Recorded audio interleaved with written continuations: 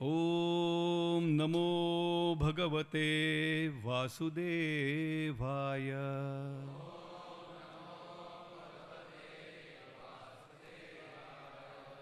ओम नमो भगवते वासुदेवाय।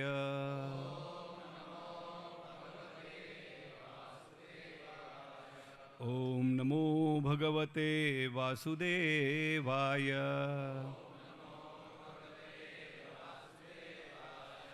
श्रीमद् भागवतम चतुर्थ स्कंद भाग 1 अध्याय 16 स्कंद श्लोक क्रमांक 4। ईशं धर्मभृतां श्रेष्ठो लोकं धर्मेऽनुवर्तयन् गोप्ता च धर्मसेतूनां शास्ता तत्परपन्थिनाम्। एष धर्मभृतां श्रेष्ठो लोकं धर्मेऽनुवर्तयन् गोप्ता च धर्मसेतूनां शास्ता तत्परिपन्थिनाम्। एष धर्मभृतां श्रेष्ठो लोकं धर्मेऽनुवर्तयन् गोप्ता च धर्मसेतूनां शास्ता तत्परिपन्थिनाम्।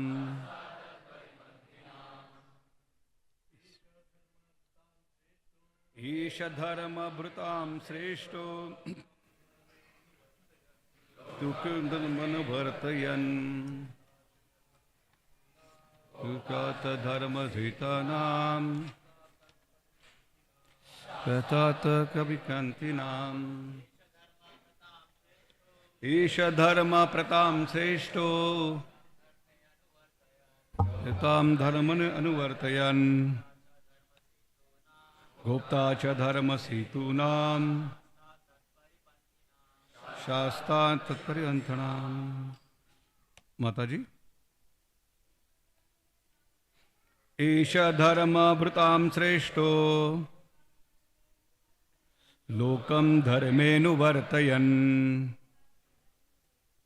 गोप्ता च धर्मसेतूनां शास्ता तत्परिपन्थिनाम्। ईश धर्मभृतां श्रेष्ठो लोकं धर्मेऽनुवर्तयन् दातवरसेतूनां शास्ता तत्परिपन्थ। भाषांतर और तात्पर्य एसी भक्ति वेदांत श्री कृष्ण कृपा सी मूर्ति एसी भक्ति वेदांत स्वामी श्रील प्रभुपाद। यह राजा महाराज पृथु धार्मिक नियमों के पालन करने वाला में सर्वश्रेष्ठ है, अतः वह प्रत्येक व्यक्ति को धर्म में प्रवृत्त करेगा और धर्म के उन सिद्धांतों की रक्षा करेगा। अधर्मियों तथा नास्तिकों के लिए वह महान दंडदाता भी होगा।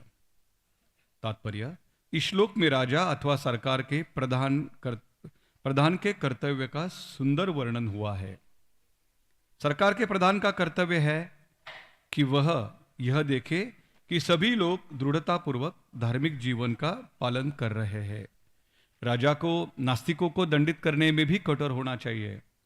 दूसरे शब्दों में राजा या सरकार के प्रधान को चाहिए कि नास्तिक या ईश्वरविहीन सरकार को प्रश्रय न दे। अच्छी सरकार की यही कसौटी है। धर्मनिरपेक्ष सरकार के नाम पर राजा या सरकार का प्रधान उदासीन रहता है और लोगों को सभी प्रकार के अधार्मिक कृत्य करने की छूट देता है।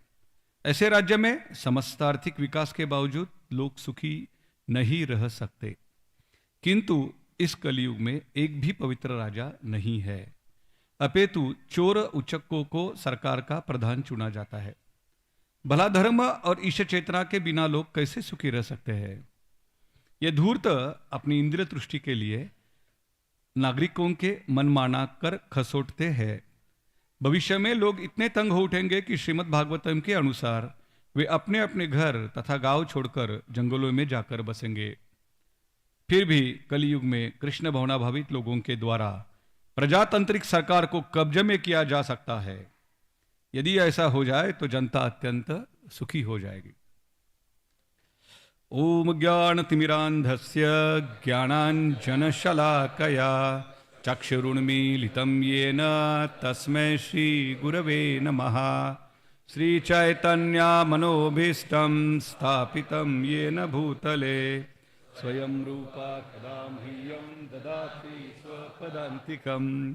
वन्देऽहं श्रीगुरो श्रीयुतापदकमलं श्रीगुरुन् वैष्णवाञ्च श्रीरूपं सान्द्रजातं सहगण रघुनाथान्वितं तं सजीवं साद्वैतं सावधूतं परिजनासहितं कृष्णचैतन्यदेवं श्रीराधा कृष्णपादान् सहगण ललिता श्रीविशाखान्विताञ्च नमः ओं विष्णुपादाय कृष्णप्रेष्ठाय भूतले श्रीमते भक्तिवेदांत स्वामिनीति नामिने नमस्ते सरस्वती देवे गौरवाणी प्रचारिणे निर्विशेषा पाश्चात्यदेशतारिणे नमो महावदान्याय कृष्णप्रेम प्रदायते कृष्णाय कृष्णचैतन्य नामिने गौरतिशे नमः। हे कृष्णा करुणा सिंधो दीनबंधो जगत्पते गोपेशा गोपिका कांता राधा कांता नमस्तुते। तप्त कांचन गौरांगी राधे वृंदावनेश्वरी वृषभानुसुते देवी प्रणमामि हरिप्रिये। वाञ्छाकल्पतरुभ्यश्च कृपा सिन्धुभ्यैव च पतितानां पावनेभ्यो वैष्णवेभ्यो नमो नमः। जय श्री कृष्ण चैतन्य प्रभो नित्यानंद श्री अद्वैता गदाधर श्रीवासादि गौर भक्तवृंद। हरे कृष्णा कृष्णा कृष्णा हरे हरे हरे राम राम राम हरे हरे। हरे कृष्णा। तो उपस्थित सारे भक्तों का आज के इस रविवार के सत्संग कार्यक्रम में सहर्ष स्वागत है और सभी वैष्णवों के चरण कमलों के प्रति मैं दंडवत करते समय करके आपके प्रति एक याचना करता हूँ कि आप मुझे आशीर्वाद प्रदान करें कि आज श्रीमद् भागवतम जैसे का ये जो ग्रंथ है उसके चतुर्थ स्कंद और 16वां अध्याय और 4वां श्लोक के ऊपर हम आचार्य ने दिए हुए मार्गदर्शन के अनुसार हम बात करने का प्रयास करेंगे। हम देखते हैं कि ये श्लोक जो है ये श्रीमद् भागवतम के चतुर्थ स्कंद का 16वें अध्याय का महाराज पृथु के बारे में लिखित श्लोक है। इसके पीछे की जो पार्श्वभूमि है वो बहुत सुंदर है कि वो वेन राजा के बाहुओं का मंथन करने के बाद इसके अंदर ब्राह्मणों ने मंथन ऋषि मुनियों ने मंथन किया था और उसके अंदर से जो पृथु राजा प्रकट हो गए थे इस मंथन से और अर्ची माता प्रकट हुई थी। पृथु महाराज को जैसे भगवान श्री कृष्ण को हम गोविंदम आदि पुरुषम बोलते हैं, आदि पुरुषम, इस प्रकार पृथु महाराज को अधिराज कहा जाता है। इनफैक्ट इनके पृथु नाम से ही इस भूमि को पृथ्वी नाम भी पड़ा। इस पृथ्वी के सबसे पहले राजा महाराज पृथु थे। और हमें पता है कि भगवान का जन्म लेना ये दिव्य होता है, एक विलक्षण और अद्भुत होता है। तो इस प्रकार इनका भी जन्म बहुत विलक्षण पूर्वक हुआ है कि हाथों का मंथन करके वेन का इसमें पृथु भगवान की जो भगवान के शासन शक्ति के एक प्रतिनिधित्व करते हैं, जैसे अनंत शेष भूधारण शक्ति का प्रतिनिधित्व करता है ना। ब्रह्मा जी जो है वो निर्मित शक्ति का, सृजन शक्ति का ये करते हैं, प्रतिनिधित्व करते हैं। उसी प्रकार हम देखते हैं कि ये जो हमारे पृथु महाराज है वो शासन शक्ति का प्रतिनिधित्व भगवान के करते हैं। वो एक शक्त्यावेश अवतार होते हैं। और इनका होने के बाद सभी ऋषियों मुनियों जो है गुणगान कर रहे हैं। अलग अलग देवता वहाँ प्रकट हुई है क्योंकि अर्ची माता जो है वो लक्ष्मी का अवतार है। लक्ष्मी और ये जो भगवान नारायण है विष्णु वो अलग अलग नहीं रह पाते, वो साथ में रहते हैं। इसलिए ऐसा बोला जाता है कि जिनको ऐश्वर्य चाहिए है उन्होंने सिर्फ लक्ष्मी की पूजा नहीं करनी चाहिए, लक्ष्मी के साथ नारायण की पूजा करनी चाहिए। और जिनके पास ऐश्वर्य है वो ऐश्वर्य रहने के लिए, मतलब बना के रहने के लिए लोग भयभीत रहते हैं, उसका भी तरीका श्रील प्रभुपाद इसी चैप्टर में तात्पर्य में देते हैं कि उन्होंने अपना धन भगवान की सेवा में व्यय करना चाहिए, तब वो ऐश्वर्य भगवान के ऐश्वर्य आपके पास बना के रहेगा। अन्यथा लक्ष्मी चंचल है, वो इधर उधर चली जाएगी। तो बहुत सुंदरता से प्रभुपाद यहाँ करते हैं। अभी क्या हो गया है कि यहाँ भगवान का गुणगान चल रहा है, उनके ऊपर पुष्प वृष्टि हो रही है, देवी देवता ऊपर से आए हैं, यहाँ उनको सिंहासन के ऊपर बिठाकर उनका अभिषेक किया जा रहा है, ये पृथ्वी के सबसे पहले राजा बन रहे हैं। वरुण देव उनको एक सुंदर सा छाता दे रहा है कि जिसमें से प्रकाश आता है और पानी की फुहारे भी आती है। देखिए कितना बढ़िया अभी रहेगा, धूप के समय ऐसे छाता रहेगा। तो ऐसा छाता वरुण देव ने उनको प्रदान किया है। वायुदेव ने उनको चामर प्रदान किया है। धर्म ने उनको पुष्पहार डाला है कि जो यश बढ़ाने वाला पुष्पहार है। वायुदेव ने, इंद्र ने उनको मुकुट डाला है और यमराज ने उन्हें शासन करने के लिए दंड भी दिया है, क्योंकि शासन करना ये साधारण बात नहीं होती है। सज्जनों के लिए न्याय होना चाहिए, दुर्जनों के लिए दंड होना चाहिए। यहां सभी के लिए न्याय है ना। दुर्जन भी न्यायालय में जाकर न्याय मांगते हैं और सज्जनों को तकलीफ देते हैं। तो दुर्जनों को न्याय नहीं होना चाहिए, दुर्जनों को दंड ही होना चाहिए। तो ये जो न्याय व्यवस्था है वो बाकी कठिन है। 3 करोड़ केसेस कोर्ट में आज पेंडिंग है। 3 करोड़ केसेस, भगवान जाने वो कब होने वाले, कितने जन्म न्यायाधीश को लेना पड़ेगा, जन्म, है ना। अगले 100 साल शायद ये कुछ केसेस ऐसी चलती रहेंगी, है ना। सबसे हॉरिबल कंडीशन है। डायरेक्ट पहले ही मीटिंग में वकील बोल देता है कि केस जीतना हारना मेरे हाथ में नहीं है, प्रयास करना मेरे हाथ में, और पैसे देना तेरा हाथ में है।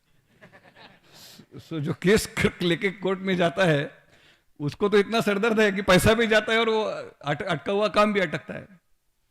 तो इसलिए यमराज ने उनको दंड भी दिया शासन करने के लिए। ब्रह्मा जी ने उनको आत्मज्ञान का कवच दिया है। ब्रह्मा जी की पत्नी भारती मतलब सरस्वती, उन्होंने उनको दिव्य हार प्रदान किया है। भगवान हरि ने उनको सुदर्शन दिया है। अभी सुदर्शन अपने खुद के हाथ का वो देते नहीं, वो सुदर्शन का शक्तावेश अवतार एक सुदर्शन रहता है वो देते हैं। ओरिजिनल सुदर्शन कृष्ण के पास ही रहता है, ठीक है। लक्ष्मी जी उनको एक अविचल ऐश्वर्य देते हैं। शिव जी उनको 10 चंद्रमा से अंकित तलवार देते हैं। देवी दुर्गा उनको 100 चंद्रमा से अंकित ढाल देते हैं, क्योंकि शिव जी ने 10 चंद्रमा दिया तो देवी कैसी और ज्यादा पत्नी और ज्यादा बढ़कर काम करती है, बोलती 100 चंद्रमा वाला ढाल देती है, तो 100 चंद्रमा उसके ऊपर है। अग्निदेव उसको बकरे तथा गायों के शिंग से निर्मित धनुष्य बांध देते हैं। और सूर्य प्रकाश जो है, सूर्य प्रकाश जैसा तेजवान उनको बांध देते हैं सूर्य देव जो है। और भूलोक के देव उनको चरण पादुकाएं देती है, जो उनके इच्छा के अनुसार वो उनको लेके जाएगी। कितना मजा आएगा इस प्रकार की चरण पादुका साथ में रहेगा तो, है ना। लेकिन इस प्रकार का चरण पादुका राजा को ऐसा चाहिए, इसलिए राजा को आजकल हेलीकॉप्टर फ्लाइट फीड रहता है कि उधर इधर घूम पाए वो। आकाश के देवता ने उनको पुष्प वृष्टि की, समुद्र ने उनको शंख दिया, पर्वत नदियों ने उनको रास्ता दिया, रास्ते बना के दिए, ऋषि मुनि ने उनको आशीर्वाद दिए, गंधर्व ने उनको गुणगान किया, अप्सराओं ने उनके सामने नृत्य प्रस्तुत किया। और ये करने के बावजूद सब गंधर्व उनका गुणगान कर रहे थे। इतना सब कुछ होने के बाद पृथु महाराज ने बोला, अरे भाई मैं जस्ट तो अभी आ गया हूं, मैंने अभी तक कुछ मेरे गुण प्रकट नहीं किए, न मैंने कुछ अपने कार्य दिखाए, और मेरा तो आप इतना बड़ा गुणगान कर रहे हो, मुझे अच्छा नहीं लग रहा है, मुझे बहुत शर्म आ रहा है। मैंने अभी तक कुछ भी नहीं किया, मैं अभी जस्ट सिंहासन के ऊपर बैठा हूं और आप मेरा इतना गुणगान कर रहे हो, इतनी सब उपहार मेरे को दे रहे हैं। तो ये अपनी विनम्रता आते ही पृथु महाराज जो इस पृथ्वी के पहले राजा है उन्होंने प्रकट की। और हम यहां हमारा परिचय देने के लिए किसी ने मांगा तो अटैचमेंट के साथ देते हैं, है ना। मैं ये कर रहा हूं, मैं ये भी कर रहा हूं, मैं वो भी कर रहा हूं, मैं वो भी कर रहा हूं, मैं ये भी कर रहा हूं, अटैचमेंट के साथ। लेक्चर से ज्यादा तो हमारा परिचय हो जाता है कि नहीं। तो इस प्रकार भगवान ने विनम्रता से बोला कि भाई क्या कार्य किया है, मैंने कुछ कार्य नहीं किया। और फिर भी गंधर्व लोग बोलते हैं कि आपका जो कार्य है, आपका जो गुणगान है ना, उसे हमें बहुत आनंद आ रहा है, हमको करने दो, हम आपका गुणगान करते ही रहेंगे। तो श्रील प्रभुपाद इस तात्पर्य में लिखते हैं कि भगवान का गुणगौरव करने का कार्य रुकना नहीं चाहिए, और यही हमारा मिशन है। श्रील प्रभुपाद बहुत तात्पर्य से सुंदर ढंग से उसको बाहर निकालते हैं उस पॉइंट को, कि हमें भगवान का गुणगान करना रुकना नहीं चाहिए, हमें प्रचार और प्रसार करना रुकना नहीं चाहिए, क्योंकि उससे हमारी शुद्धि होगी। तो श्रील प्रभुपाद बहुत सुंदरता से बोलते हैं, प्रचार के लिए भर दे रहे हैं कि आप जितना भी अपनी ताकत है, यह हमारा इस्कॉन जो है एक यूनिवर्सिटी के समान है। या हम थ्योरी सीखते हैं और हमें अपने जीवन में उसको अप्लाई करना है, एप्लीकेशन के रूप में उसको कार्य करना है। अभी देखिए, सभी बागेश्वर धाम जैसे लाखों करोड़ों फॉलोअर जिसको नहीं होंगे कि आपके सामने इतना भीड़ लगी है, आपको फ्लाइट से लेके आ रहे हैं, आपको करोड़ों का उपहार देने वाला, ऐसा नहीं है। लेकिन अपने सर के ऊपर अपने ताकत के हिसाब से 8-10 लोगों को, अपने ऑफिस में 4 लोगों को बताना शुरू करें, भगवान ताकत प्रदान करेंगे। बाद में आप आपके घर में एक छोटा सा प्रोग्राम शुरू करें, भगवान ताकत प्रदान करेंगे, शक्ति प्रदान करेंगे। बाद में भगवान आपको बोलेंगे चलो अभी आपको थोड़ा काउंसलर कर देता हूँ, तो आपकी काउंसलर मीटिंग शुरू हो जाएगी। तो भगवान और बोलेंगे चलो आपको और तुमको टेम्पल में और रिस्पॉन्सिबिलिटी देते हैं। तो इस प्रकार भगवान आपकी इंटेंशन, इंटीग्रिटी, इंटेंसिटी देखते हुए आपको शक्ति प्रदान करेंगे और ये प्रचार होते रहेगा। तो बहुत सुंदर है, ये गंधर्व बोलते हैं कि हमको गुणगान करने दो, और ये करते करते हम लोग इस श्लोक पर आते हैं कि श्लोक में बताया है कि उनका जो उनके बारे में बताया कि किस प्रकार एक राजा के गुणगान का वर्णन करते हैं कि आप सज्जनों का रक्षण भी करोगे और दुर्जनों को दंड भी दोगे, क्योंकि दुर्जनों को दंड देना उतना ही महत्वपूर्ण है। दुर्जनों को दंड न देना यह तमोगुण का लक्षण है, यह करुणा का लक्षण नहीं है। व्यक्तिगत स्तर के ऊपर हम लोगों को क्षमा कर सकते हैं, सामाजिक स्तर के ऊपर जो कार्य गलत होता है उसको क्षमा करना अपराध है, क्योंकि एक आदत बन जाती है। छत्रपति शिवाजी महाराज एक ऐसी आदर्श राजा थे। इधर शिवापुर के पास एक रांझे नाव का गांव है, उधर रांझे पाटिल करके एक पाटिल रहते थे, और उसने ऐसी एक सुंदर एक छोटे गांव के बुढ़े व्यक्ति के एक लड़की को अब्यूज किया, अत्याचार किया उसके ऊपर। और छत्रपति शिवाजी महाराज तब हार्डली 20 साल के थे, और वो जो रांझे का पाटिल है वो रोते रोते छत्रपति शिवाजी महाराज जी के पास आया और बोला महाराज, वो जिजाऊ माँ साहब के पास, आई साहब के पास आ गए। श्री श्री राधा वृंदावन चंद्र भगवान की, श्री श्री जगन्नाथ बलदेव सुभद्रा मैया की, श्री श्री गौर निताय की, जय श्रील प्रभुपाद की। तो जिजाबाई के पास आने के बाद माँ साहेब जिजाबाई बोलते हैं कि क्या हो गया, आप क्यों रो रहे हो, मुझे बता दो। तो कुछ नहीं माँ साहेब, मेरी युवा लड़की थी, उसको रांझे पाटिल ने उसको बर्बाद कर दिया। और वो रोने लगा। तो जिजाबाई को इतना गुस्सा आया, और तभी छत्रपति शिवाजी महाराज का प्रवेश होता है और बोलते हैं कि माँ साहेब मुजरा, नमस्कार आई साहब, नमस्कार माई साहब। आते आते आई को नमस्कार करते थे। अभी साल में एक बार भी माँ बाप को नमस्कार नहीं करते बच्चे, तो ये नमस्कार करते थे डेली माँ को। तो माँ बोलती है मुझे आपका मुजरा नहीं चाहिए। बोला क्या हो गया, इस प्रकार का हिंदवी स्वराज्य मुझे नहीं चाहिए कि जिसमें महिलाओं के ऊपर अत्याचार हो जाए। देखो मुझे बताइए तो माँ साहब, आपने मुझे रामायण के पूरे रामायण का ज्ञान दिया है, एक सीता का अपहरण होने के बाद राम जी ने क्या किया है, लंका का सर्वनाश किया है, वो ज्ञान आपने मुझे दिया है। अनफॉर्चुनेटली पिछले साल 13 लाख महिलाओं का अपहरण हमारे देश में हुआ है, और उसमें कई सारे लव जिहाद के केसेस है। क्या हो गया इस देश को पता नहीं, कि जिस देश में एक सीता का अपहरण होने के बावजूद रामायण हुआ था, जिस देश में एक सीता का अपहरण होने के बावजूद रावण की लंका जलाई थी, उस देश में 13 लाख महिलाओं का अपहरण होने के बावजूद भी समाज बधिरता से सुन्न बुन्न होकर खड़ा है, कुछ उनको सेंसिटिविटी रही नहीं है। तो छत्रपति शिवाजी महाराज को जब पता चला, तो माँ साहेब मुझे ऐसा हिंदवी स्वराज्य निर्माण नहीं करना है जिसमें इस प्रकार मेरे माँ बहनों के ऊपर अत्याचार हो।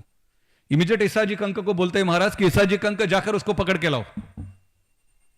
उसको जब पकड़ के लाते हैं, और छत्रपति शिवाजी महाराज उसके दोनों हाथ और दोनों पैर काटने के लिए लगाते हैं। किसकी ताकत होगी ऐसा करेंगे तो कोई। तो इसी प्रकार की एक घटना छत्रपति शिवाजी महाराज जब उनके लास्ट टाइम में, मतलब जब वो 45-46 के थे, 52 उम्र में तो चले गए, जिंजी की यात्रा, कर्नाटक को जिंजी को जीत हासिल कर कर आ रहे थे, तब एक सावित्री अक्का करके एक लेडी थी जिसका एक किला था, उसका पता था देसाई करके उनका नाम था, शंभूराजे देसाई। तो शंभूराजे देसाई और उसकी पत्नी सावित्री, उनका एक छोटा सा अपना एक वतन था, राज्य नहीं था, उसकी गढ़ी भी थी उधर एक कर्नाटक के बेलगांव के बॉर्डर पे कहाँ तो। और वो मराठी सैन्य जीत हासिल कर कर जिंदगी आ रही थी और खेती में वो रात को रहते थे और खेती में रहते थे तो खुला खेती में रहते थे। शिवाजी महाराज का वो आदेश था, क्योंकि औरंगजेब के पास 3.5 लाख आर्मी थी, 1.5 लाख उसको तंबू बांधने के लिए लोग थे आर्मी को, कि जहां भी जाता था पहले तंबू बांधा जाता था, पहले पानियों का ये वो सब। 50,000 तो नृत्य गायक थे, ये 3.5 लाख सैनियों को आराम मजा देने के लिए। शिवाजी महाराज के पास सिर्फ 1 लाख आर्मी, 1,05,000 घोड़े, 5,000 आरमार, एक भी डांसर नहीं, और तंबू बिंबू बांधने के लिए एक भी आदमी नहीं। वो खुद एक पेड़ को कपड़ा बांधकर उसके नीचे रहते थे और सबको बोलते थे कि इससे हमें तत्परता आएगी, कोई भी हमको अटैक करेगा तो हम तैयार रहते हैं युद्ध करने के लिए। तो ऐसे ही खेत में बैठे थे और बैठकर क्या हो गया, वो राजा को लगा कि मेरे ऊपर आक्रमण हो गया। वो राजा लड़ने गया, तो लड़ाई में वो मारा गया। उनको मारने की इनकी इच्छा नहीं थी, क्योंकि वो मुस्लिम भी नहीं था, वो एक हिंदू राजा था और मुसलमान के अगेंस्ट में शिवाजी महाराज है ही नहीं थे। आदिल शाही बीजापुर की थी, निजाम शाही हैदराबाद की थी, तुर्क पठान जो है वो मुगल दिल्ली में थे, सिद्दी जोहर जो जंजीरा किले पे आके बैठा था, इसके अलावा डच, पोर्तुगीज, इंग्रज, ऐसे सब मिला के करीब करीब 9 अलग अलग विरोधक, 9 अलग अलग शत्रुओं के साथ शिवाजी को युद्ध करना पड़ रहा था। तो ऐसा स्पेसिफिक उसको मारने का उनका यह नहीं था, लेकिन वो सावित्री अक्का जो थी वो बहुत शूर थी। उसको बहुत गुस्सा आया कि मेरे पति को तुमने मारा है, मैं तुमको छोड़ूंगी नहीं।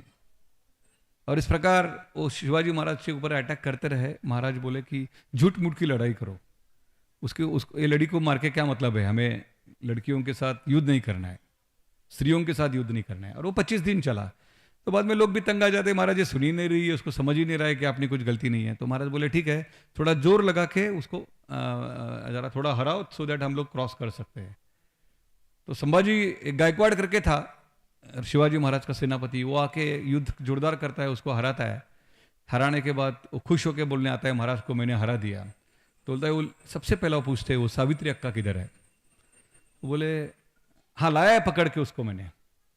तो मैंने तुमको कब बोला था कि पकड़ के लाओ करके। तो औरत जो सावित्री अक्का जो है वो जोर जोर से रोने लगती है कि काय का हिंदवी स्वराज्य है तुम्हारा, ये तुम्हारे लोग भी हमारी अबरू लूटते हैं, अत्याचार करते हैं, तो कैसा राज है, तुम्हारे और मुगलों में क्या फर्क है। और रो पड़ती है, और चाहिए तो अभी तुम भी मेरे ऊपर अत्याचार करो। तो शिवाजी को ये पता चलता है कि ये गायकवाड़ ने उसकी अबरू अत्याचार किया है, तो उनके आंख लाल हो जाते हैं और वो बोलते हैं ये हरामखोर की आंख तोड़ दो और उसको अंधेरे कोठड़ी में मरते दम तक खाना मत दो, ऐसे अंदर डालो। और उसके किले के अंधेरे कोठड़ी में वो गायकवाड़ सेनापति था, उसके आंख तोड़कर शिवाजी महाराज ने उसको अंधेरी कोठड़ी में डाला है। यह है सामाजिक अपराध करने के लिए किया हुआ कार्य। वो दंड देना चाहिए, तभी शासन सुव्यवस्थित होता है। आज देश में सिर्फ 11 करोड़ गैया बची है, 120 करोड़ गाय हमारे देश में थी, 7,000 करोड़ का बीफ एक्सपोर्ट किया जाता है। संविधान में तरतूद होने के बावजूद भी गायों को हत्या करने वालों को फांसी नहीं दिया जाता है, और इसलिए हर रोज कितने गाय आयोग होने के बावजूद भी मर रही है। इसलिए 13 लाख महिलाओं का मरण हो रहा है। क्षमा क्षमा क्षमा, एक शर्मा दुर्गुण हो सकता है जब सामाजिक स्तर पर है। क्षमा व्यक्तिगत स्तर के ऊपर एक सद्गुण है, सामाजिक स्तर के ऊपर उधर पनिशमेंट होना ही चाहिए, अदरवाइज शासन सुनियंत्रित नहीं होगा। यह छत्रपति शिवाजी महाराज है। हमें देखते हैं कि अपने जीवन में रामायण महाभारत से प्रेरणा लेने वाले छत्रपति शिवाजी महाराज किस प्रकार सुसंस्कृत थे। हालांकि अभी मतदान हो गया, आशा करता हूं कि सबने हमने मतदान का हक जो है, मतदान का कर्तव्य हमने किया होगा, क्योंकि वो नहीं करेंगे तो आपको कोई तो आपको छल करेगा, आपका कोई तो आपके प्रेरणा देने वाले आपके जो स्रोत है उसको नष्ट करेगा।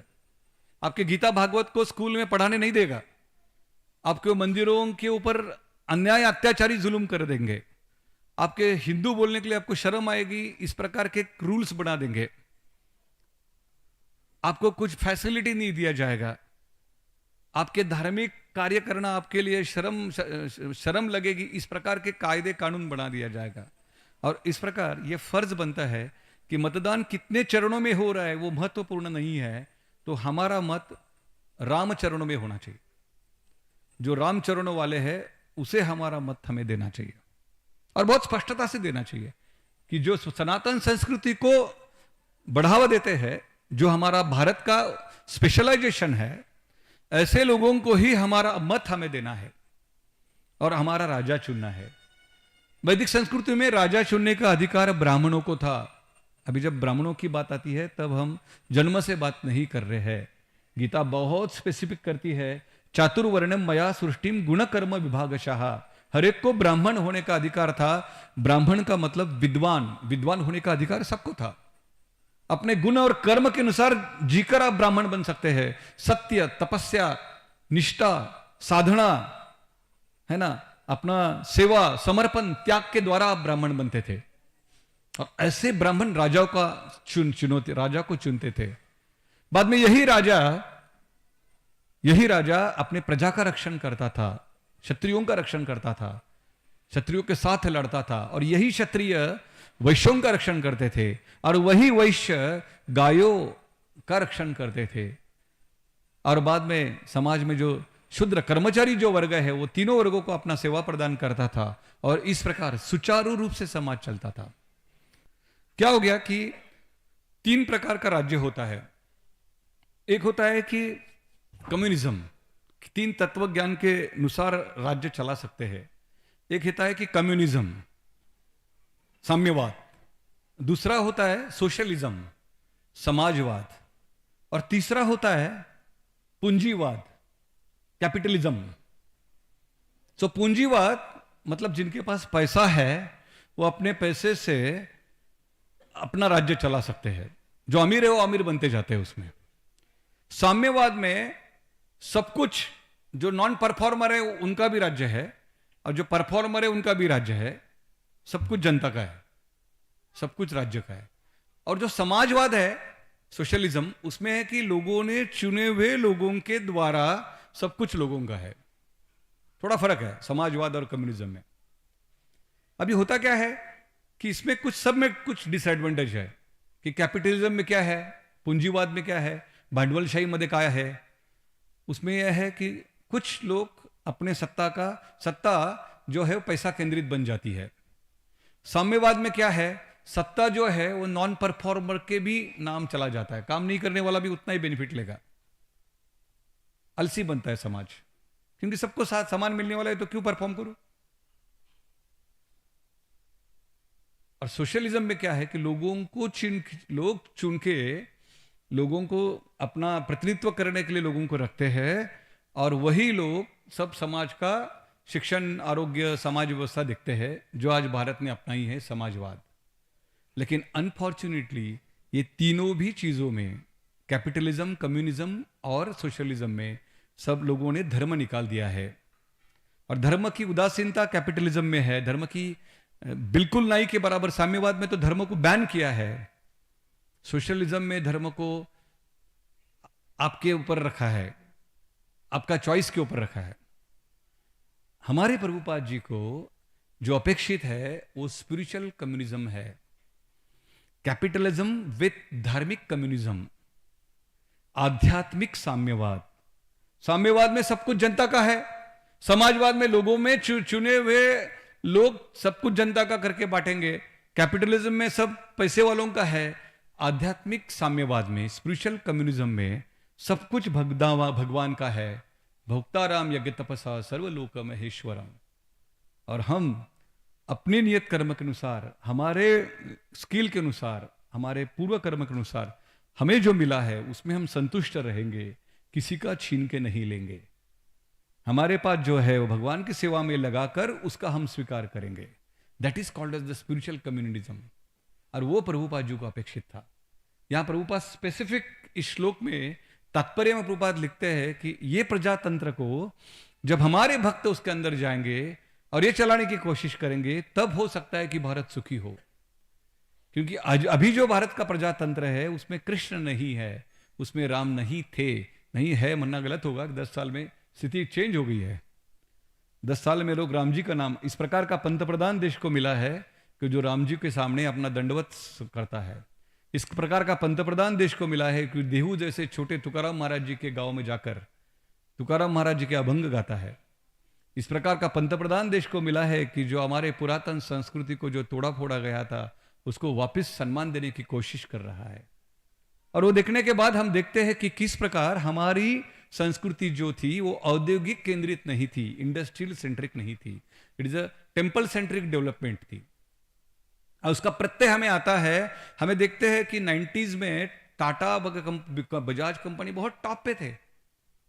समय के साथ साथ टेक्नोलॉजी चेंज हो गई और इन्फोसिस जैसे कंपनी है ना, आईटी कंपनीज ने ऊपर अभी अपर हैंड हो गया। और समय कुछ आएगा, बीच में कुछ सिविल कंपनियां ऊपर आई थी और तीसरी कंपनी आएगी, चौथी अभी एआई कुछ कंपनियां आएगी समय समय। लेकिन एक चीज है कांस्टेंट टॉप पे रही है, वो है टेम्पल सेंट्रिक डेवलपमेंट। सालों साल ऐसी थी। 1740 में रॉबर्ट रायरोरो नाम के ब्रिटिश राइटर ने लिख के रखा है कि भारत की जीडीपी रेट 24% था, and that was temple centric community. और आज की डेट में भी हम देखते हैं कि जब वाराणसी का शिव बाबा का मंदिर बांधा गया, शिव जी का मंदिर बांधा गया, उसके बाद there is 37% growth in GDP, there is 49% growth in employment. 3 crore से ज्यादा लोग वहां विजिटर्स आ गए हैं, आते हैं साल में।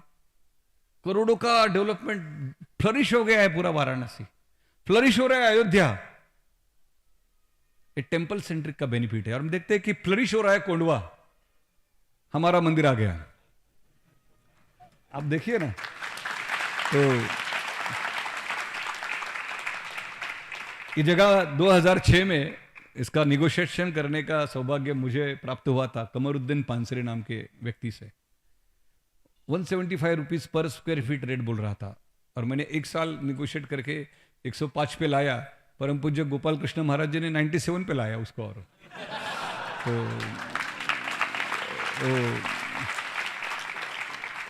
तब मैंने बोला था, महाराज आप बहुत अच्छा निगोशिएट करते हो।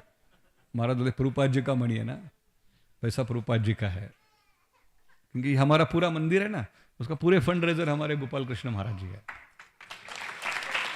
क्योंकि बैनर्जी को उन्होंने कल्टीवेट किया था। मंदिर में तो अकाउंट के पास 20 लाख रुपए ही थे, पानसरे को 1 करोड़ 60 लाख रुपए देना था।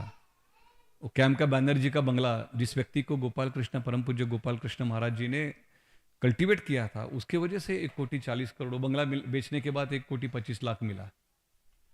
तो पूरा जगह तो महाराज ने खरीदी की, और जगह के लिए मंदिर बनाने की प्रेरणा भी दोनों महाराज की थी, परम पूज्य लोकनाथ महाराज और परम पूज्य राधानाथ स्वामी महाराज, परम पूज्य गोपाल कृष्ण महाराज। यही सभी स्वामी लोगों ने हमको प्रेरणा देकर ये मंदिर बना है।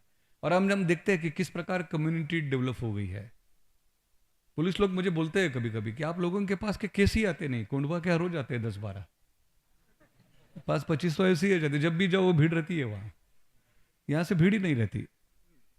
होता है, ऐसा नहीं होता है डीओटी के बीच में एक आध दूसरा केस सुनने के लिए आता है, लेकिन बेचारे ऐसे ही टॉलरेट करते हैं।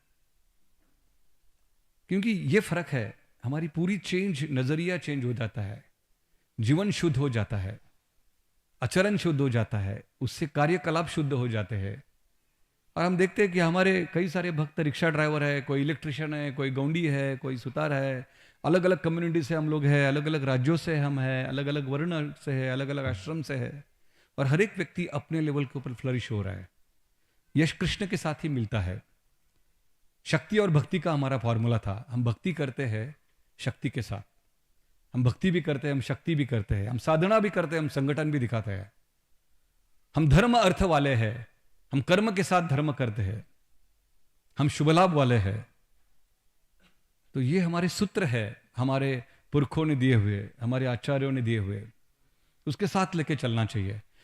चैतन्य चरितामृत के मध्य लीला में चैतन्य महाप्रभु वृंदावन से प्रयाग जा रहे हैं, और वो जाते समय क्या हो रहा है कि बलभद्र भट्टाचार्य और एक उनके साथ एक उनका ब्राह्मण था, 2-3 लोग थे, और एक कोई तो भट्टाचार्य और एक रामदास या ऐसा कुछ तो था। ऐसे 3 लोग 4 लोग जा रहे थे। तो बलभद्र भट्टाचार्य बहुत होशियार थे। वो बोलते थे कि प्रभुपाद चैतन्य महाप्रभु को तो वृंदावन से प्रयाग लेना है, तो प्रयाग जाएंगे बोला तो ये वृंदावन छोड़ेंगे नहीं, तो हमें थोड़ा ट्रिक करना पड़ेगा। तो बलभद्र भट्टाचार्य चैतन्य महाप्रभु बोलते अपने को महावन में जाना है, चलिए। तो महाप्रभु निकालते, क्योंकि महावन मतलब वृंदावन का ही पार्ट है। तो नाव में बिठा के वो अभी प्रयाग लेके जा रहे थे, और एक जगह विश्रांति किया रुक के, तब एक गाय थी और एक ग्वाला बांसुरी बजा रहा था। जैसे बांसुरी बजा रहा था वो देख के ही चैतन्य महाप्रभु कृष्णा याद आ गए, वो बेहोश पड़ गए।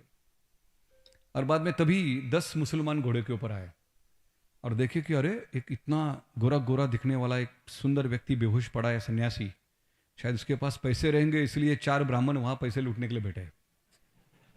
तो अपन रुकते, सबको 5 लोगों को मार के अपन पैसा लेके जाते। तो जैसे रुक जाते तो वहाँ जो बलभद्र भट्टाचार्य उनके साथ एक उधर का ही एक लोकल राजपूत एक भक्त था। और जैसे वो 10 मुसलमान आता है तो एकदम शक्ति के साथ बात करता है, बोलता ए हमारे नाद में मत लग जाओ, मैं इधर का ही रहने वाला हूँ, मेरे पास 100 तुर्की सिपाही है और मेरे पास 50 तोहफे भी है, डाल दूंगा तुमचे ऊपर, तुम्हारे ऊपर खत्म कर दूंगा तुम सबको। तो वो डर जाते हैं कि यार ये बहुत अजीब सा रसायन है। अब देखिए, भक्ति करने का मतलब दुबला रहना ऐसा नहीं है। चैतन्य महाप्रभु के साथ भी ऐसे तलवार लेके वो जो वो था व्यक्ति था, वो डायरेक्ट बोल दिया कि मेरे पास 100 तुर्की सिपाही है, तुम खत्म करूंगा तुम सबको, मेरे नाद में मत लग जाओ।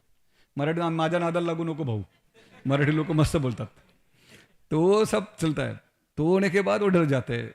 तब तक चैतन्य महाप्रभु होश में आ जाते हैं और बोलते हैं कि लगे तो मुसलमान बोलते हैं कि देखो ये जो लोग हैं ना, ये आपको मारने के लिए आपको बेहोश किए थे। बोले नहीं नहीं, ये मेरे असिस्टेंट है। महाप्रभु बोलते हैं 50-60 ये काम करना है, प्रोडक्टिव एज है, the most productive age as per medical journal of London के हिसाब से 50-60 है, 30-40 नहीं है, 20-30 भी नहीं है। बिकॉज वो बोलता है फॉर्च्यून 500 कंपनीज के सब एमडी लोग हैं, वो 50 के 60 टू 70 के बीच में है। The most effective age is 60 to 70 age per London medical of journal के हिसाब से। And the second effective age is 70 to 80, 50 से 60 थर्ड प्रोडक्टिव एज, और बिलो 50 फोर्थ में आते हैं मोस्ट ऑफ दम। कई सारे आप बैठे हो 50 के नीचे हो तो आप 4th स्टेज पे चले जाते हो, नॉन प्रोडक्टिव हो। तो इस प्रकार का ये ताकत है। हम ग्रस्त है, कभी घूमने के लिए जाते हैं, तो जहां भी जाते हैं हमने प्रचार करना है। अभी कल मैं छत्तीसगढ़ जा रहा हूं, तो मुझे मतलब पत्नी के अन्यश्री प्रचार नहीं कर रहा हूं, लेकिन मेरे पत्नी ने इमीडिएट मंदिर में फोन करके मुझे 20 किताब चाहिए प्रभुपाद के और 2 गीता चाहिए। तो मैं बोला क्यों लेके जा रही है अभी, उधर अपन तो किसी रिलेटिव के पास जा रहा है। नहीं नहीं, वो आदिवासियों को बांटेंगे। तो एक ये प्रभुपाद जी का आंदोलन का ये है। मुझे पता नहीं कि कितने लोग ऐसे घूमने जाते समय अपने किताब लेके जाते हैं। इस प्रकार का सोच हमें सिर्फ सत्संग की वजह से मिलता है, प्रभुपाद जी के आंदोलन की वजह से मिलता है। तो हमें ये ध्यान में रखना है। और हमारा जो पूरा जो स्पिरिचुअल कम्युनिज्म है, वो कोई हमें किसमें सिर्फ अंडरस्टैंडिंग क्लियर होनी चाहिए। एप्लीकेशन करते समय हमें समझना चाहिए कि संसिद्धि हरितोषणम, हमें जो भी कुछ करना है अपने गुण कर्म के हिसाब से, अपने कैपेसिटी के हिसाब से, अपने रिसोर्सेस के हिसाब से, वो हमें भगवान के संतुष्टि के लिए करना है। और हमें कोई नहीं रोक पाएगा उसके लिए। आप चित्रकार हो, आप गायक हो, आप संगीतकार हो, आप नाट्य करते हो, आप बिजनेस करते हो, बिजनेस भी करना चाहिए ना, बिकॉज दोनों भी इंपॉर्टेंट है। Resources are so equally important, philosophy important है, रिसोर्सेज भी इंपॉर्टेंट है। धर्म अर्थ इसलिए तो साथ साथ चलता है ना। धर्म हमारा फिलोसॉफी है, अर्थ हमारा रिसोर्सेस है, तभी हमारी संस्था और फ्लरिश होगी। ज्ञान सिर्फ निष्क्रिय बनने के लिए नहीं देते, इनफैक्ट एक भक्त से अपेक्षा है कि कार्यशील बने। ये कार्यशीलता हमें श्रील प्रभुपाद ने दिखाई है, उम्र के 70 साल में एक 40 रुपए लेके ट्रंक लेके जाते हुए। ये कार्यशीलता हमें परम पूज्य गोपाल कृष्ण गोस्वामी महाराज ने दिखाई है, अपने गुरु के वचन 18 मंदिरों का निर्माण करके दिल्ली में। ये कार्य कुशलता हमें परम पूज्य राधानाथ स्वामी महाराज जी ने दिखाया है। Bhakti Vedanta hospital, Govardhan eco village, counsellor system, क्या नहीं, प्रयाग, अपने अपने स्तर के ऊपर उन्होंने पूरा, इतने अभी उम्र लोकनाथ महाराज जी का 73-74 उम्र अभी हो गया है। इवन 75th अभी उनका बर्थडे है। इस उम्र में महाराज 100 करोड़ को मंदिर का सपना पंढरपुर जैसे एक छोटे गांव में कर रहा है, कि जहां पैसे का वनवन होता है। यहाँ परमात्मा प्रभु बैठे हैं, किस टाइप का ये व्यक्ति है मुझे समझता नहीं है। अकेले ही पूरे पूना में अलग अलग लोगों को अप्रोच कर रहे हैं, धूप ना देखते ना छाव देखते और भाग रहे हैं अपने गुरु के शब्द के लिए। तो इस प्रकार हमें कार्यशीलता दिखाना है, क्योंकि जो भी कुछ कर रहे हैं हम भगवान कृष्ण के संतुष्टि के लिए करने हैं। तो ये समझकर हमें करना है। हमें यही कार्यशीलता छत्रपति शिवाजी महाराज के जीवन में थी। अपने 50 साल के आयु में, सिर्फ 50 साल का आयु, 1630 से लेकर 1680, जो आदमी इधर लाल महल में शनिवारवाड़ा के सामने एक छोटे घर में रहता था, छोटे महल में रहता था, छोटे वाड़ा में रहता था, उसने ये स्वराज्य नाम की संकल्पना मेरी है ऐसा नहीं कहा। ये स्वराज्य है, हिंदवी स्वराज्य भाव है श्रींची इच्छा, ये स्वराज्य भावे, ये भगवान की इच्छा है, ये उनका भाव था। This is called as the spiritual communism. और ये स्वराज्य इतना बड़ा कर दिया कि जब 50 साल की आयु में वो चले गए तब उनके पास 360 किले थे, 9 करोड़ रुपए के पैसे होन उनके पास थे। आज 9 करोड़ मतलब आप मल्टीपल बाय 1000 करो आज के डेट में। 9 करोड़ रुपए का कोष उनके खजीना में था, 1 लाख का सेना उनके साथ में था, 1 लाख घोड़े उनके पास थे, तोहफा थे, बंदूक थे, इतना बड़ा स्वराज्य था। और सबसे जाज्वल्य देशभक्ति के साथ, विठ्ठल भक्ति के साथ जाज्वल्य हुए उनके पास उनकी अपनी खुद की सेना थी, मावड़े थे, ऐसे लोग उन्होंने तैयार किए थे।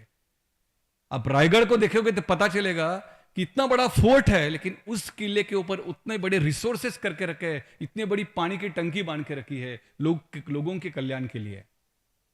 और उसी रायगढ़ के ऊपर मंदिरों का भी निर्माण किया है, क्योंकि हमें भगवान को केंद्रित करते हुए जीवन बिताना है। यह छत्रपति शिवाजी महाराज थे।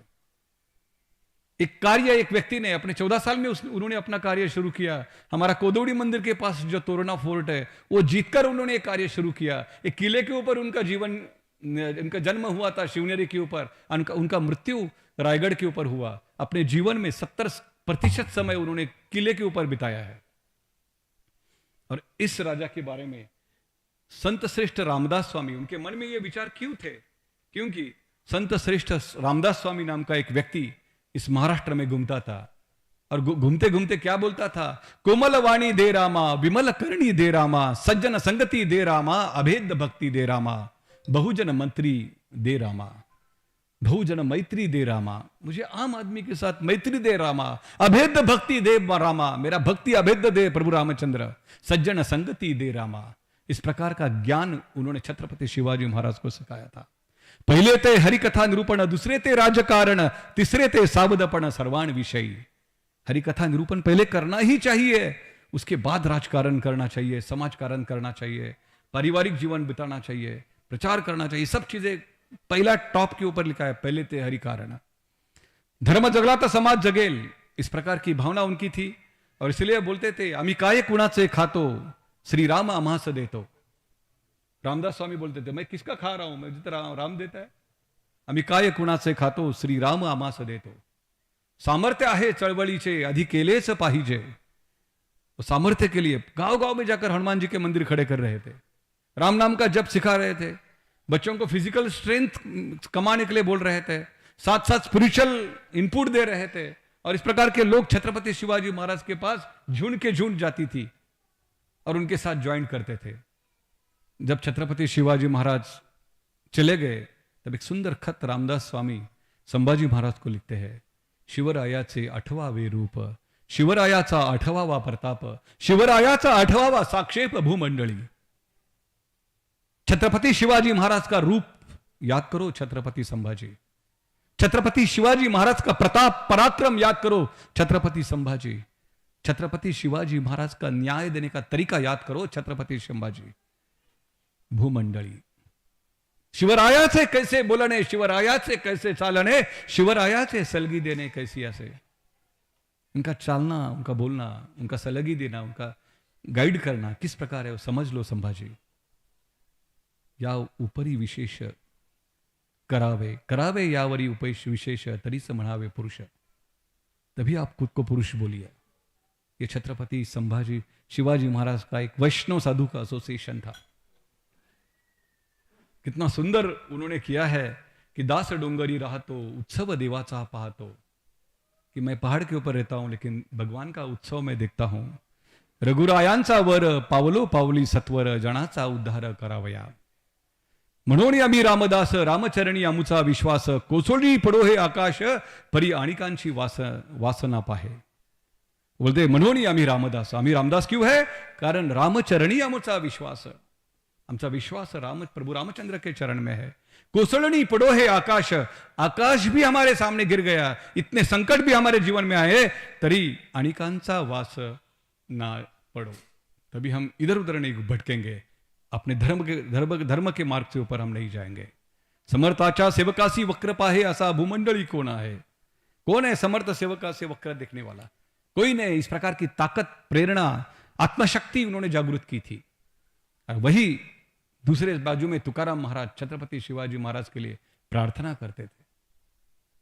उनको एक मांगते थे. छत्रपति शिवाजी महाराज तुकाराम जब मिले, तब तुकाराम महाराज जी का उम्र 40 था और शिवाजी महाराज की उम्र 20 था. लोगांव एयरपोर्ट के पीछे जो विठ्ठल मंदिर है, वहां दोनों ने एक दूसरे के साथ मुलाकात की. तुकाराम महाराज जी ने शिवाजी महाराज को पूछा कि शिवाजी महाराज ने तुकाराम महाराज को बोला कि महाराज, मैंने आपको कई सारा धन, कपड़े और मेरे घर में आने के लिए आमंत्रित आपको किया था, आप नहीं आए, मुझे बहुत दुख हुआ, आप कुछ तो लीजिए ना. तब तुकाराम महाराज ने मांगा, कंठी मिरवा तुळशी, व्रत करा एकादशी, तेने आम्ही सुखी म्हणा विठ्ठल विठ्ठल मुखी. राजा, तुमको मुझे कुछ देना ही है तो ये तुलसी माला पहनो, कंठी मिरवा तुळशी, व्रत करा एकादशी, एकादशी का व्रत करिए, तेने आम्ही सुखी म्हणा विठ्ठल विठ्ठल मुखी. तभी हम सुखी हो जाएंगे, विठ्ठल विठ्ठल मुख से बोलेंगे. और छत्रपति शिवाजी महाराज जी ने अपने गले में कंठी पहनी थी, राम नाम का जप बोलना शुरू किया था. और इस प्रकार बहुत ही साधु संतों को आशीर्वचन लेते हुए उन्होंने अपना राज्य किया था. जिस प्रकार पृथु महाराज को ब्राह्मणों ने मंथन के द्वारा निर्माण कर राज्याभिषेक किया था, उसी प्रकार छत्रपति शिवाजी महाराज को संत श्रेष्ठ तुकाराम महाराज, रामदास स्वामी और ऐसे करीब करीब 10-11 और नेम है, उनका एसोसिएशन लेके अपने राजमाता जिजाई, उनकी अपनी माँ जिन्होंने उनको संस्कार दिए थे, अपने पिताजी जो बहुत शूर थे, उम्र के 12 साल के छत्रपति शिवाजी महाराज थे. तब बीजापुर में छत्रपति शिवाजी महाराज अपने पिताजी को मिलने के लिए गए थे. तब पिताजी ने उनको एक मुद्रा दिया था, उसके ऊपर लिखा था कि शाहजी पुत्र शिवाजी राजे, इनकी ये मुद्रा प्रतिपदा का जो चंद्र कला है, उसी प्रकार वो बढ़ते जाए और विश्व में उसका लोगों के कल्याण के लिए विश्व में वो प्रकाशित हो जाए. ये मुद्रा लेकर छत्रपति शिवाजी महाराज ने अपनी खुद की मुद्राएं चालू की थी. कल्याण, भिवंडी और विजयदुर्ग में खुद की आर्मी शुरू की थी. 50,000 अरबी घोड़ियों का ट्रेनिंग सेंटर चालू किया था. 1400 शब्द मराठी में घुस गए थे. अरबी, तुर्क और फारसी के वो अलग करने के लिए नए शब्द तैयार किए थे, ओरिजिनल शब्द वापस लाए थे. और हम तो घर में भी इंग्लिश बोलते हैं और ऑफिस में भी इंग्लिश बोलते हैं. मैं जब पहलगांव जा रहा था तब देखा कि वहां अवंतीपुरा नाम का जगह है. अवंतीपुरा में उत्कल देश के राजा थे, राजा अवंती बर्मन. उन्होंने शिवजी और विष्णु जी के लिए एक बहुत बड़ा मंदिर का निर्माण अवंतीपुरा में किया था. और वो मंदिर 8वीं शताब्दी में जगन्नाथपुरी का राजा ने किया था. उत्कल देश का राजा था अवंती बर्मन. 14वीं शताब्दी में सिकंदर मीर शाह आया, उसका नाम सिकंदर बुद्ध शिखन भी था. अपने 24 साल के काल 14वीं शताब्दी में 24 साल के पीरियड में हजारों मंदिर तोड़ दिए. जिसके गले में जानवा है, उस जानवा से उनका गला दाबने का, गले को मार देने का ऐसा ये था. जो घंटी बजाएगा उस ब्राह्मणों के हाथ तोड़ने का, जो शंख बजाए उसका जीवा काटने का, इस प्रकार का आदेश उसने दिया था. इसलिए वो 95% कन्वर्जन हुआ है. संख्या बढ़ने के बाद ये होता है. तो थोड़ा सा हमें क्या है कि लगता है ये सोशल है, लगता है ये माया है, लेकिन नहीं. कृष्ण भावना भावित इस प्रकार का सोच भी बहुत महत्वपूर्ण है. तो सॉरी, मैंने बहुत प्रेशर से बात की, कई सारी चीजें तो यह है. लेकिन आखिरी में हमें अल्टीमेटली हमें भगवान की सेवा में आना है. तो भगवान की सेवा में आने के लिए तो भगवान की मधुरता से गुणगान करना पड़ेगा. तो एक कविता गा ही लेता हूँ. अभी वो कविता शिवाजी महाराज के ऊपर नहीं है.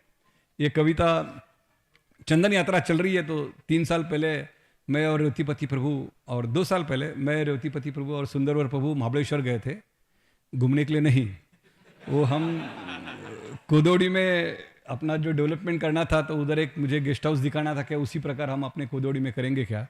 तो तब चंदन यात्रा चल रही थी, अभी भी चंदन यात्रा है। तो इस चंदन यात्रा के रिलेटेड मैंने 2 साल पहले कविता लिखी थी। मैंने सोचा कि चंदन यात्रा है तो उसके रिलेटेड ये कविता आज मैं गा लेता हूँ। 5 मिनट लेट हुआ है, मुझे माफ़ करिए, 9:10 को ख़त्म करना पड़ता है। तो ये कविता इस प्रकार है।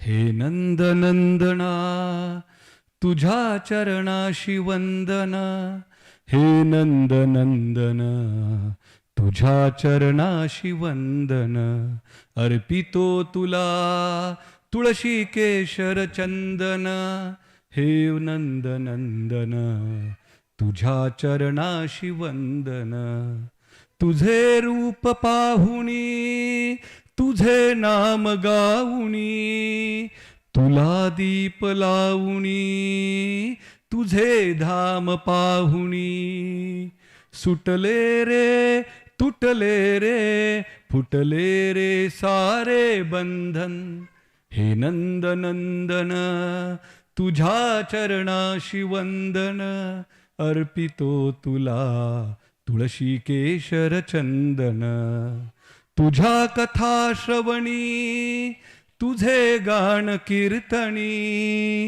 तुझे पाद सेवुनी तुझे दास होऊनी, पाहिले रे राहिले रे ठेविले रे मणी व्रजेंद्र नंदन, हे नंद नंदन तुझा चरणाशी वंदन, हे नंद नंदन तुझा चरणाशी वंदन, अर्पितो तुला तुळशी केशर चंदन, अर्पितो तुला तुळशी केशर चंदन।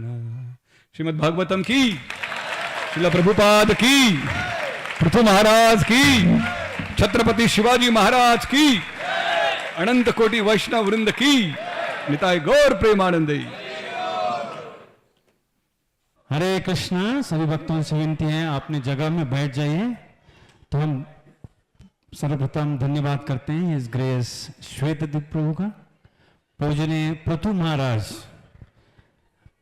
पृथु महाराज ने कैसे एक राजर्षि के जैसे राज्य चलाए उसके बारे में प्रवचन करते हुए, कैसे महाराष्ट्र में शिवाजी महाराज एक आदर्श राजर्षि थे उनका भी वर्णन किए, और करंट सिचुएशन के बारे में वर्णन करके हमें बहुत सुंदर तरीके से आज का संडे का श्रीमद् भागवत सुनाया। के लिए धन्यवाद करते हैं। एक बार जोर से और प्रेम से हृदय से हरे कृष्ण महामंत्र गा के, हरे कृष्ण कृष्ण कृष्ण हरे हरे, हरे राम राम राम हरे हरे।